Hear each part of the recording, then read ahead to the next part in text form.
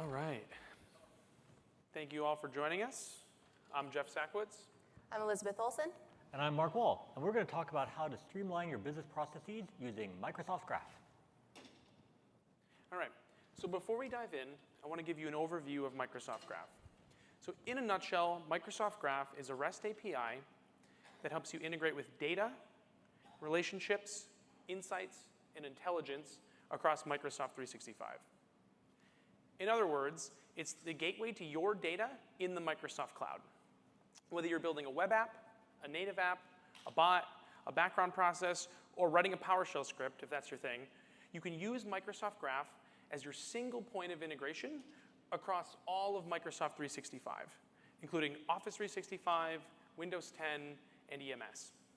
Now, you will notice Azure's not up here. This API is focused currently on Microsoft 365, but you can absolutely build your apps in Azure.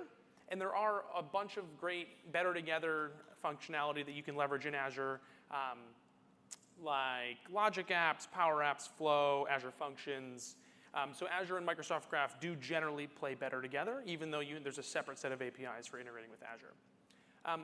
So you can use Microsoft Graph to build net new apps or add functionality to your existing apps that you're already using today. Microsoft Graph can help you get access to your data if you're a line of business app developer or an IT admin, or your customers' data if you're an ISV building apps for other companies. Now, we take security and privacy very, very seriously with Microsoft Graph. So we're not just exposing all of this data for anybody to go query from the API. It's only accessible once a user or an administrator that's in charge of that data consents for the application that's requesting data to have access to it. And we use the Microsoft Identity Platform for all of our authentication and authorization flows. And Microsoft Graph supports organizational identities in Azure AD, including guests, and we'll talk more about that later, as well as consumer identities. So let's take a look at what this looks like in visual form. So it all starts with /me, which is an alias for the signed-in user that you can see here at the center of the graph. Because it's a graph, you can then traverse using navigation properties and see who the direct reports are of that user, what groups they're a member of, what teams they're collaborating in, details about their organization and the people they work with most frequently. You can also see what roles they're a member of, what other users are in the organization around them, and build out the org hierarchy. And now you can also start bringing in content from Office 365 services. You can access SharePoint sites. You can see what emails the user has been sending or receiving most recently. And you can see what devices they're using. Now, you'll notice that a lot of these, at the beginning, we were talking about mostly things that live in Azure Active Directory, maybe a little bit of Intune. And now you're seeing things like sites and emails. And previously, to build an app that leveraged all of these different pieces of data and all of these relationships, you would have had to integrate with 2, 3, 4, maybe even 5 different REST APIs that had different schemas. They accepted different tokens. They spoke a slightly different query language. And it was really painful. And we heard this feedback from a lot of developers.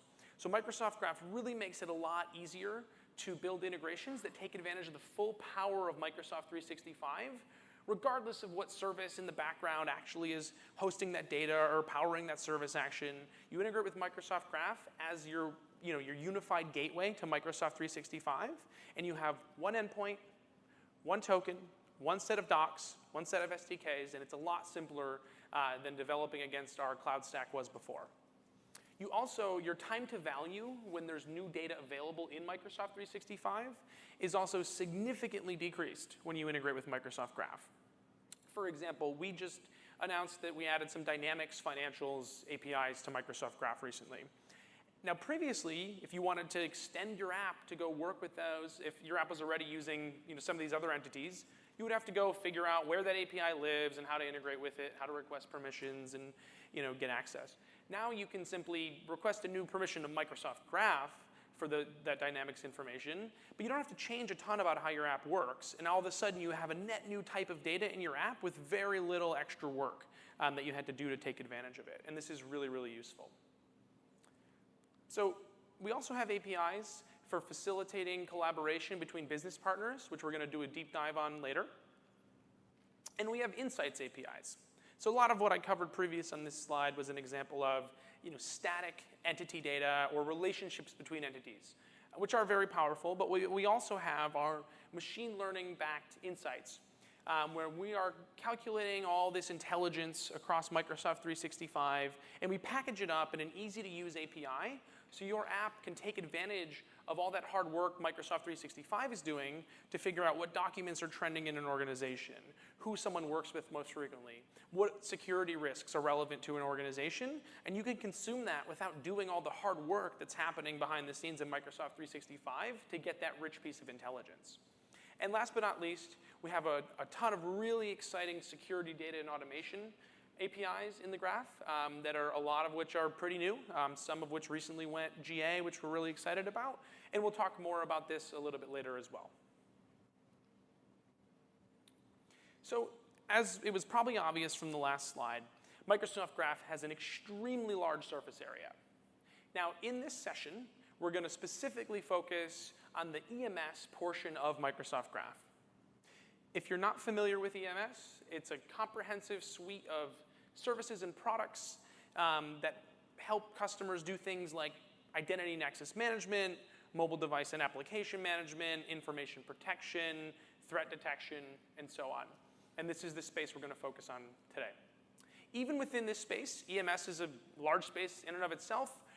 From a scenario perspective, we're going to focus on secure and compliant productivity. And we're going to show you how you can facilitate collaboration across organizational boundaries, automate compliance and address IT governance goals, protect data, and stay secure. And we're going to show you how you can do this using Microsoft Graph to take tasks that were previously very complex, error-prone, and time-consuming, and automate them into easy workflows that are embedded directly into your apps or are scriptable using PowerShell or automated in the background. And you'll be able to do this for many users that are using tons of apps, accessing and generating lots of data across many different devices. So before we dig deep into that, I do want to show you how you can use Microsoft Graph to make this all a little more real. Calling the API is really simple. So you start with the base URL, which is graph.microsoft.com. You use standard HTTP verbs to indicate the intent of your request. You add on the version. V1 is where all of our GA APIs live. These are APIs that are ready for use in production today. And beta is basically our staging area where we're baking new APIs and we're constantly innovating. And you can go there to see what's new, what's coming next. You can test it out, provide feedback. We love the feedback, so definitely go keep an eye on beta and test out the new and exciting stuff that's there. Then you add on the resource collection you're interested in, like groups, users, sites. And then you can hone in on a specific member of that resource collection if you want. So you can reference the member of the users collection by GUID, or you can reference them by friendly name as well, whatever works for you. And then you can dig into the property level, or you can traverse a navigation property. And this last query that I put up here is an example of a query that simply was not possible before Microsoft Graph. In order to go from a user's profile to the events on their calendar, you would have had to integrate with the Azure AD Graph API and the Outlook REST API. And so you have 2 points of integration for one request, and then you would have to correlate between the two responses to make sure you got the right data back and it was stitched together correctly. It was really painful. And so Graph makes this a whole lot easier for you. We also support a whole host of OData query parameters to make sure that you're getting back exactly the data you want, exactly in the format you want it.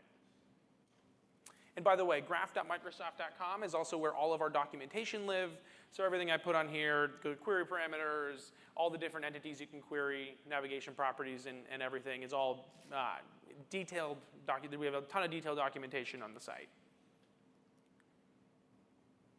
So to give you an example of some of these queries in action, let's imagine that you're building a basic company portal application where everyone in your organization is going to sign in every morning, and that you want to greet them by name, show their profile photo in the top right-hand corner to make it feel more personal and modern, and then you want to give them some personalized news and actionable information to help them start their day and be productive.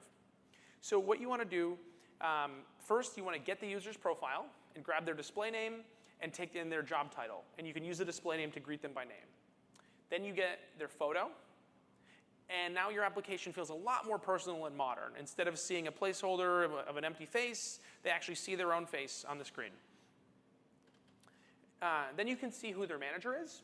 And you might want to use this to then run a query also in Graph against Outlook and see if they have any high priority mail that they've gotten from their manager since the last time they signed into the portal. And they might want to know that so they can prioritize answering those mails or taking action in order to start their day effectively.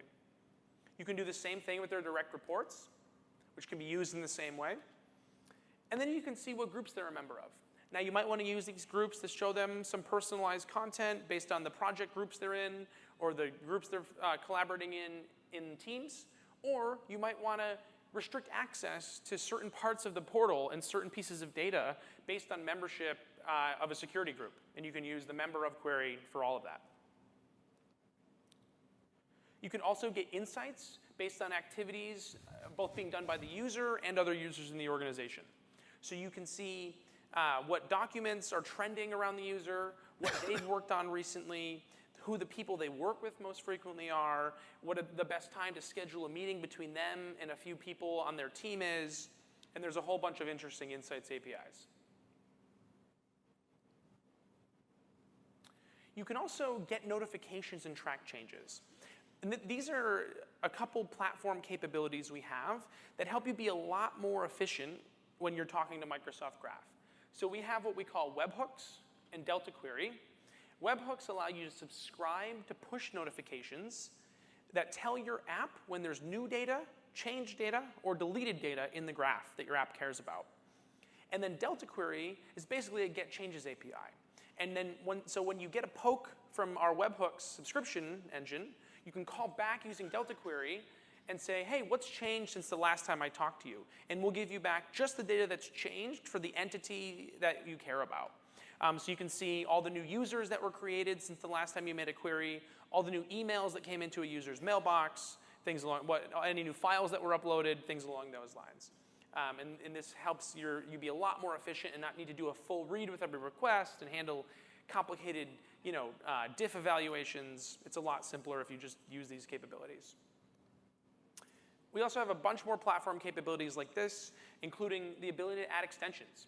So you can add your own custom schema extensions to Microsoft Graph. So again, going back to our company portal example, you might want to let the user choose their favorite color and their theme for the portal. But that might be the only customization you offer. So you might not want to have a database that sits behind your portal just to store those two values. Instead, you can store them directly in Microsoft Graph. So what you can do is you can extend the user profile to have a favorite color and a preferred theme. And you could also store language if you wanted. And you could then, so that extends the user profile directly in the graph. So then when the user signs in, you take their token, you come to Graph, and you get their profile.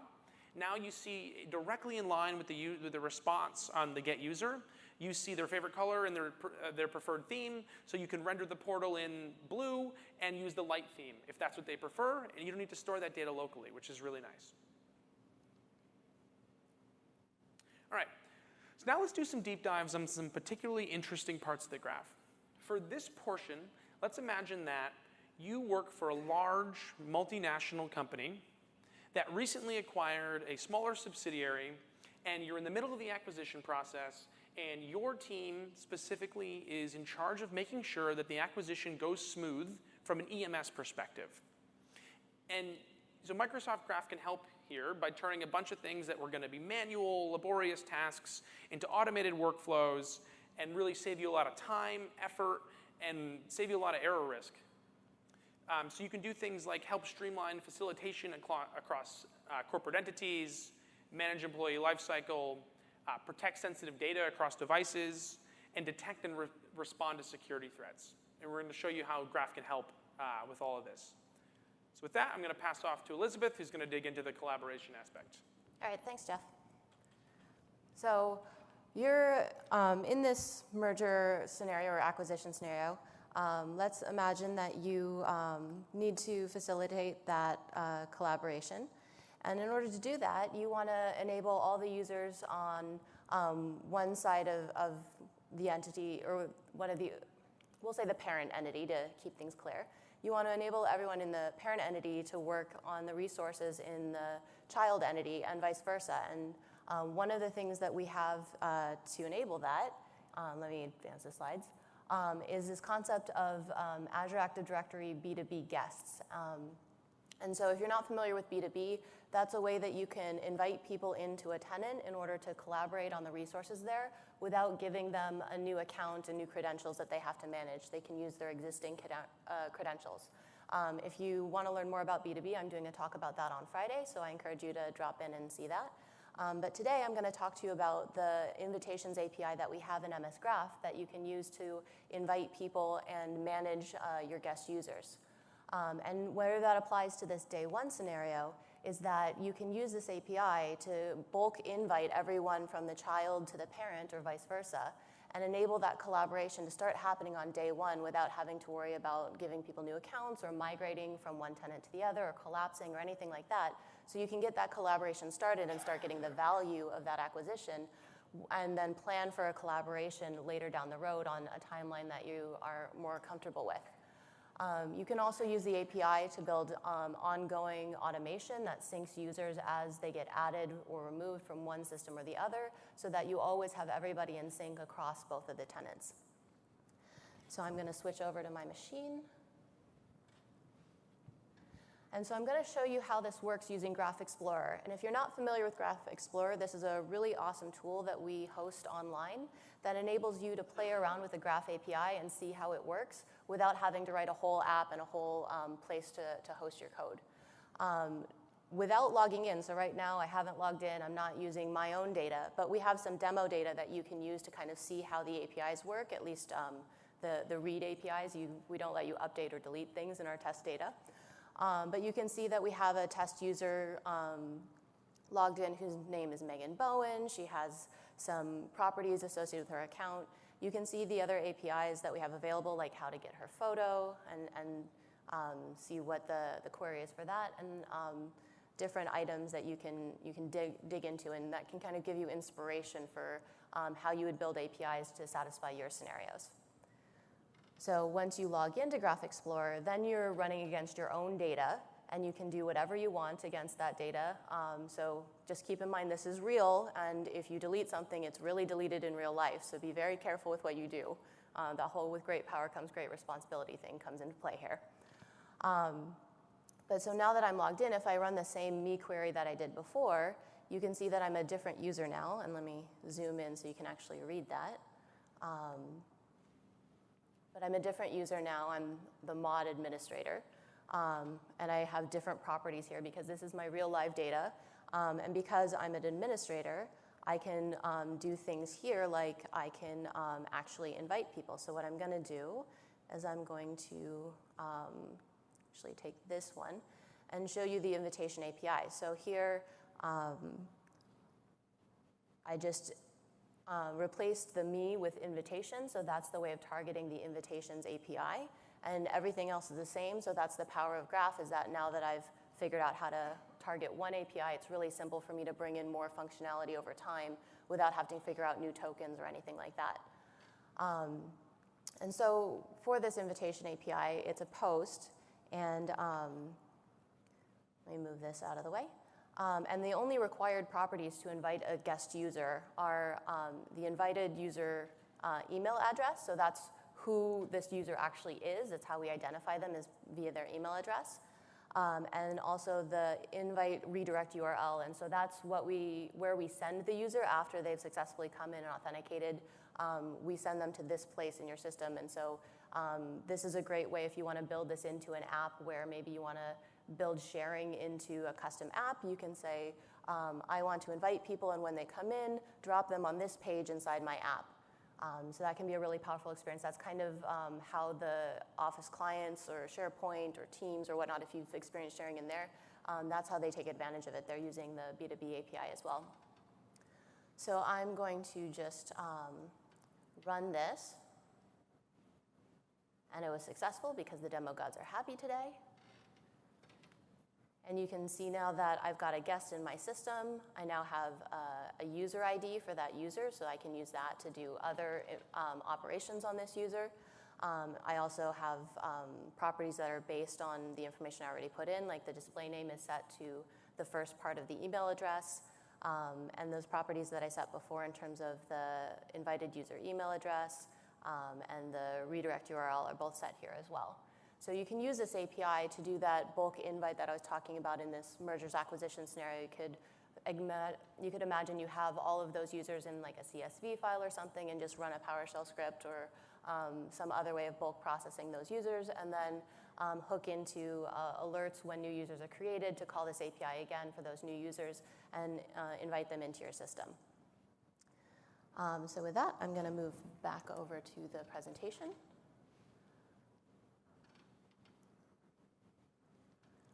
And so the API for B2B has a few more capabilities. Obviously, you can invite people through the API, and that's very powerful in and of itself. But you can also use the API to list the guests you have in the tenant if you want to do some kind of management, lifecycle management or auditing of those guests.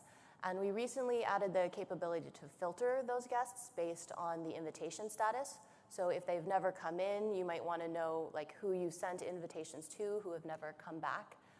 You can get that with the API. That's technically rolling out. It's going to be live next week, we think. We just didn't quite meet the train for Ignite, unfortunately.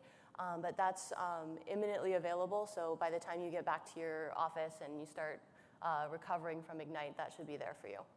So with that, I'm going to pass it off to Mark. Great. Thanks very much. So what I'm going to talk about next is some of the work that we're doing in order to provide additional controls over identity and access for users, employees, as well as guests and business partners in the directory platform. So what kinds of capabilities are we working on here? Oops, I went one slide too far. So first of all, we want to talk about the motivation for doing this. Now, those of you who went to my talk yesterday, you probably saw this slide already. If not, go look at the session code at the bottom, recording afterwards.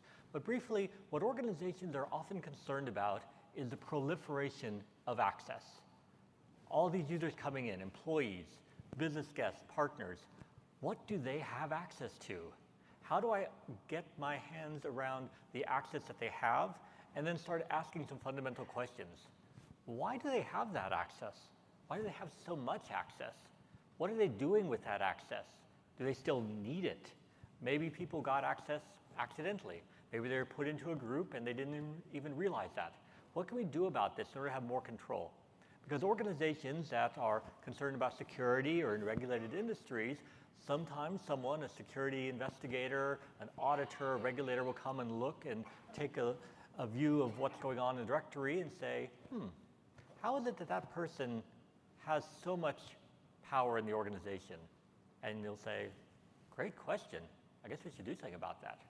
Well, what can we do to avoid having those unpleasant auditor conversations? How can we put more control over identities and access using Graph?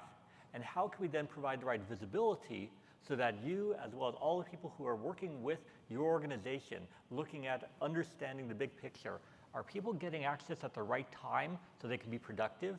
And are they losing access when they no longer need it so you can stay secure? How do we make sure those goals are being met? So I'm going to show some ideas for how to do that using Graph. So I'm going to show a couple things. I'm going to show how to do some queries, how to pull back audit logs, how to do some reviews, how to use PIM for the privilege access. But one thing I'm going to do a little bit differently. You probably saw Graph and heard people saying APIs like, oh, you're going to do development and stuff. I'm not a developer. They haven't let me check in any code since like '99. But what they do let me do is they let me run my own PowerShell. So I'm going to show you how to do all this without writing any code. So I'm going to use PowerShell for this. So how do you use PowerShell for interacting with Microsoft Graph and using some of these exciting capabilities? It's really a three-step process. The first process is tell Azure Active Directory about your application, what it is you're going to be doing. So I went to the portal here and under app registrations. Thank you. Under app registrations, I create this app, and the important thing here are the required permissions. What permissions do I want my application to have? So you can see I've gone in and given a whole bunch of permissions that Microsoft Graph has to my application, so I can go and do this demo. But of course, this whole great power, great responsibility meme is pretty important, so you probably want to narrow that down. Just because you have all those permissions doesn't necessarily mean you want everyone in your organization to do that. So the second part of it, as Jeff mentioned before, is to understand who in your organization can have those permissions, who can use this. And that you do here, again, through the Azure portal, when you look at enterprise applications. So here's my same Graph application.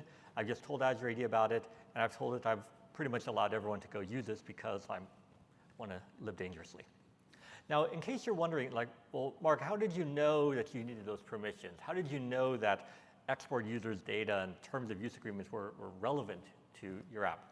That's here in the documentation. So if you go to developer site, what you mentioned here before, look in the Graph section, you'll see here that every time we're talking about one of these APIs, we usually have this little section here at the front about authorization. It tells you what permissions make sense. And some of the APIs will even have a table so that you can know how to have least privilege. If your app doesn't need to change any users, don't ask for the ability to write users, just ask for the read ability.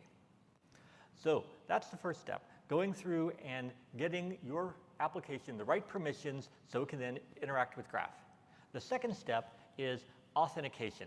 How do you get users to then interact with your application to be able to sign in using your PowerShell-based application and use Graph? Well, the easiest way to do that is to steal something that already does it. So I found this blog post called How to Use It to Access the Intune APIs in Microsoft Graph, which if you scroll down, it basically says everything I just said. And then after a whole bunch of really exciting stuff about Intune, it started to have some examples. And I thought, wow, that's so great. Maybe my feature, Azure Active Directory Access Reviews, should have this as well. So I basically stole their content and republished it under my name, sorry, which has, of course, all the same thing. And you know why I was able to do that? Was because it's exactly the same. The whole part about authentication, how I authenticate to use Graph, it doesn't matter if I'm going to be calling the Intune APIs or the Access Reviews or Office, it's all the same process. So all this code is exactly boilerplate. You don't have to make any changes. So go find one of these blog posts, either the Intune post or my post about Access Reviews, just copy this whole top part off, put it into a file, and you're pretty much done.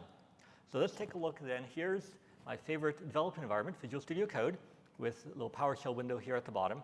And you'll see that I took the Access Review example off that blog post, and that has all of the standard boilerplate stuff. Now, all this is doing here is simply loading in the DLLs to do the authentication. And you say, oh, see, DLLs, I knew you were going to get the code.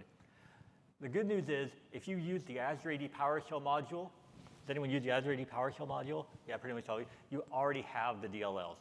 When you install Azure AD PowerShell, it loads the DLLs on there. So if you're doing PowerShell, if you use Azure AD, good news. This thing just looks to see where you've got the PowerShell for Azure AD loaded, pulls in those DLLs, you're good to go. Okay, so now we've got our application called Graph Sample. We have the ability to authenticate users with this code I got off the internet. Now, what can I do with it? How hard is it going to be to actually call Graph? Well, it's actually pretty easy. So, first question, how do I understand what access someone has in my organization? Well, let's start with some basic questions. What groups are they in? What roles are they in? So here we have a target user. So here's an object ID that I got from the directory. Similarly, you saw that come back from the invite API. Could be anyone. And here, I'm pasting that in with the graph path for member of, and I'm calling invoke web request and converting the JSON. Let's see if this works. It works, great. So it told me that this user, who just happens to be me, is a company administrator, a privilege role administrator, and interestingly enough, in finance, which I guess is a group. Now, this will probably, if this were a real company, raise all kinds of interesting questions. How is this guy both an administrator and in a finance group? How did they get there? So let's start looking at the question, how did they get there, and figure out how we answer that with Graph. So we have another example here of using Graph using the audit log API. So here I'm querying the directory, again, through Graph, here's my user. I'm going to go query the audit log and look then for records that have that same user. So let's get graph audit. Okay. So what's going on now is oh, it's done. It's gone and retrieved what the user has been doing or has been done to the user. I can then see some update operations. I can see roles, things like that. And I can go back and look over time and see what happened to this user in the past. And if I go back far enough, I'll see an add member to group. And if I go look up that group, again, using the ability of Graph to traverse links, I can find out who put that user into the group, when did they do it. All that data is available there through Graph. Now that's interesting. I've gone and gotten into some finance group. Let's see if that's given me any particular powers. Have I been able to sign in to any additional applications based on that? Guess what? It's another API in Graph. And you'll see it's all the same code over and over. I get the URL, I call invoke web request, I convert the JSON response back, do some traversal of the API. It's pretty boilerplate stuff. I just spent a lot of time with copy and paste and built a pretty extensive app over here. So let's take a look at that.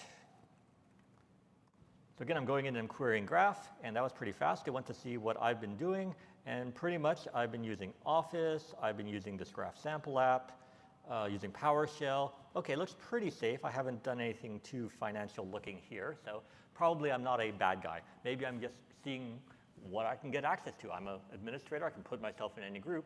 Hey, what's the worst that could happen, right? Well, probably that shouldn't be going on in your organization. You probably shouldn't have administrators going in and adding themselves and getting access to finance. And you really want some oversight over this process. So we have features in Azure Active Directory that go and provide that oversight. So we have the ability, and we're looking here at all our groups, to go and put some controls over group membership. You have self-service, group management for approvals when people get in, but what if the administrator just added themselves to the group directly? How do you go and regularly look at your groups and make sure that the right people have access? So here we have in the Azure portal a feature called access reviews. I can go on a recurring basis, ask someone, let's say head of finance or the owner of this finance group, to go and review who really should have access going forward. So again, we have a lot of powerful features in Azure AD to go and do all these review experiences and look at the results, but you probably know what's coming next. I'm going to say, yeah, that portal was fun, but really what I'd rather do is see what's going on with this access review through PowerShell. Has anyone done any reviews? Has anyone taken any action yet? So we see here we can query again using same Graph API. If we look at the code, it's going to look exactly the same as everything else. We're going in and querying the access reviews. We're looking at the review decisions. So has anyone taken any action yet? Looks like not yet. So group owner hasn't had a chance to make any changes, but hopefully they'll come in here and take me and probably some other admin accounts out of this group. So again, all this information is written to the audit log. I can go in and I can provide controls over how access to different resources is being monitored. I can get at that through PowerShell. And it's not just groups and apps. I can also do this for administrative resources as well. So some of you may be familiar with Azure AD Privileged Identity Management. So I can use Privileged Identity Management to assign people to roles with limited time. I can also use Privileged Identity Management to control access to Azure resources as well.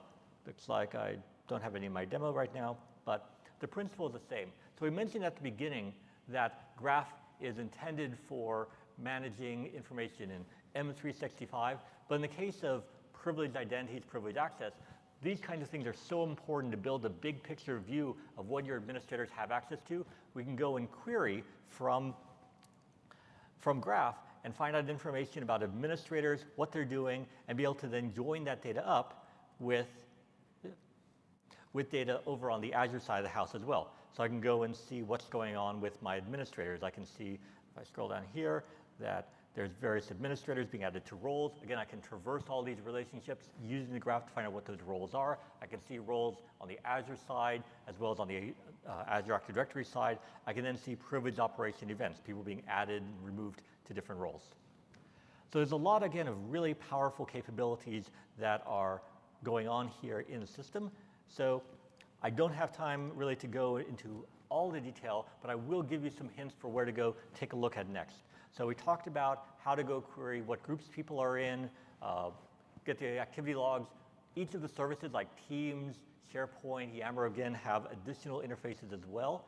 You can go and find out more about what the user's been doing. You can then, once you've determined what are the interesting resources, go and ask someone to go and review that access. So you don't have to rely solely upon IT. You can go say, hey, application owners, group owners, go and make sure that these people are the right people to have access. And finally, you have the ability to time limit privilege access. Now, if you have a smartphone, you want to get your smartphone out just for 1 minute now. Don't make any calls, but just have it handy.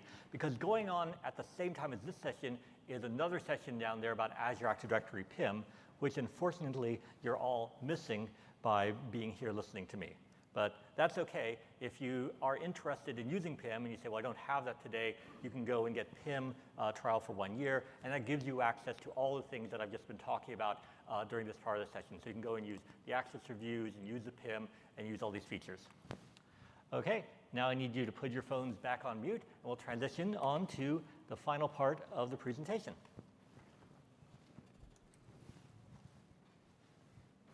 Thank you, Mark. Over here. All right. Now I want to talk about protecting sensitive data across devices using Microsoft Intune and Graph. If you're not familiar, Intune is a really powerful service that's part of EMS that helps you do mobile app management, mobile device management, and a whole lot more. It's a massive service. There's a lot of really interesting things you can do with it, and there's a ton of APIs in Graph to interact with Intune. There's also a ton of PowerShell scripts that are out there in that blog that Mark mentioned. But for this portion, we're going to focus on one particular scenario that applies to our company acquisition example. So let's imagine that the acquiring enterprise has only previously used iOS and Windows devices. But the new subsidiary that they're acquiring has a bunch of users who brought their own Android devices to work and used them to do work and access sensitive information. Now, as the team responsible for making sure things stay secure after you acquire this new company, you want to make sure that when people are accessing sensitive company documents, sensitive sites, that that's being done securely in a compliant manner. So Intune can help, and Microsoft Graph can help make that easier. So what you might want to do here is create and deploy an Android device compliance policy. So you can use Graph to create a new policy by posting to the device management endpoint, and then you need to figure out who you're going to apply that policy to. So what you might do here is use Azure Active Directory through Graph to get a list of the users who were newly added to the tenant through the invitation process that Elizabeth highlighted. So you can use Delta Query to see all of the new guests that have appeared in the tenant since the migration happened. And you can get this list of users, and you can add them all to a new group in Azure AD. And then using Intune APIs, but again, this is all obfuscated to you because it's just through Graph, so you don't need to care whether it's Azure AD or Intune. You can assign that policy that you created in step 1 to this group. And that policy might say something like, in order for users to register their Intune devices with the company, they must be on a certain OS level, and they must not be jailbroken, for example. And then you could further combine that with another great EMS feature called Azure AD Conditional Access to say users must satisfy all of these Intune policies and have their device registered and compliant and managed in order to access sensitive applications or even just access their email. And now you made sure that even though people are bringing in these devices that come from the wild, you're making sure that these devices are safe and compliant and up to date and don't have glaring security holes. And any old device can't just show up and get access to data. So like I said, Intune's a really wide space. That's just one example. The rule of thumb with Intune APIs and Graph is if you can do it in the Azure portal for Intune, you can do it in Graph. And that's very true because 100% of what the Intune portal does, it talks to its own backend through Graph 100% of the time. And you can see this if you open developer mode in your browser while you're in the Intune portal. You'll see the calls going to Microsoft Graph. And like I mentioned before, there's a really, really good repo of PowerShell scripts out there in GitHub. And there's a session tomorrow, the theater session that's at the bottom of this slide, where they're going to be going through and walking through some of these scripts and showing you how you can automate Intune operations using PowerShell and Microsoft Graph. There's also a bunch of new API capabilities in Intune that are highlighted here. You can take a photo of this if you want, but if you don't want to bother right now, you can always look at our changelog on the Microsoft Graph documentation site. We have a log where we put any new API or any updated API and it's organized month by month, service by service. So if you want to keep up with the latest and greatest, you can check there. Or you can also look at our blogs, but the changelog is a really nice way to just see, a punch list of all the new and updated APIs, what's moved from beta to V1, so on and so forth. So definitely check that out. All right, now let's talk about Graph Security APIs. This is a really exciting new capability that we're adding to Graph, and you're going to see a lot more coming in this area going forward. So we've got all these really useful security providers across Microsoft and our third-party partners. These are things like Windows Defender ATP, Azure AD Identity Protection, Cloud App Security, and things developed by our ecosystem partners. And they're super useful. They're generating trillions of signals every day. But there's a couple problems. It's really difficult to correlate all of the disparate signals that are coming from all these different providers. It's really hard to get context on those and figure out, what does this alert pertain to? Is it actually a problem? Do I need to take action? How do I take action? And which service should I use to take action? And it's like sometimes correlation for security teams, when you have all these different providers speaking different languages and talking to different products, is like finding a needle in a stack of haystacks. Another big problem here is that it's really painful to get value. The time to value when you bring one of these new security providers online is a really long timeline sometimes. It can take months to get your SIEM system and all of your other front-end apps that actually consume data created by these security providers. It can take months to get that up and running after you do some clunky integration, write some new code, figure out what config elements you need to put in place. And I'm sure some of you can relate to this. So just like we solved this problem for app developers in Microsoft Graph, the Security API helps solve this for all these the front-end security products in Microsoft Graph. So what we've done is we've basically aggregated and built a gateway for all this security alerts, intelligence, and actions in the Microsoft Graph. So it's a graph inside of a graph. Insert your Inception joke here. So basically, we've surfaced alerts, security scores, actions you can take, and other valuable security data and threat intelligence all through the Graph Security APIs in a normalized way. And it's all powered by the same security providers that everybody knows and loves, but it's done in a way that makes it much more easy to integrate all of your apps, whether those are apps that you're building in-house, or whether they're apps you're building for customers if you're an ISV, or apps that you're consuming from an ISV. It's getting significantly easier for those apps to filter through the noise, correlate activity and incidents, and consume threat intelligence data to give you actionable insights and let you take action on security threats by using the Security Graph API. And if you want to learn more about this, there's a deep dive happening tomorrow morning that's going to go in much more depth than I am today. And there's also been a few sessions already this week, so go check out the recordings. There's a ton of really good content this week about a bunch of these APIs that we recently announced as GA and a bunch more that are in preview and up and coming. All right, so what's next? Well, like I said earlier, graph.microsoft.com is where all of our docs live.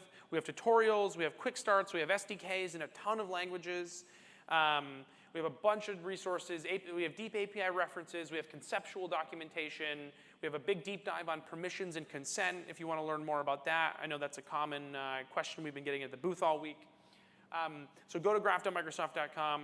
Check out our organization on GitHub/Microsoft Graph. Ton of samples there. We also have all of our docs on GitHub if you prefer to consume them that way. Tell us what you're building on Twitter with the Microsoft Graph hashtag. And if you have questions, you can use Stack Overflow. And again, the Microsoft Graph tag there. There's a bunch of sessions this week on Microsoft Graph, in addition to the sessions that we plugged at the bottom of those slides. These are some other ones. If you don't see a date and a time, it means the session already happened. So watch the video. or maybe you were there, which is awesome. A lot of these will go into depth on certain areas of the graph or certain ways to use the graph. So those are the 75, these are the 45s, these are the theaters, and that's it. We'll take questions. Thanks, everybody.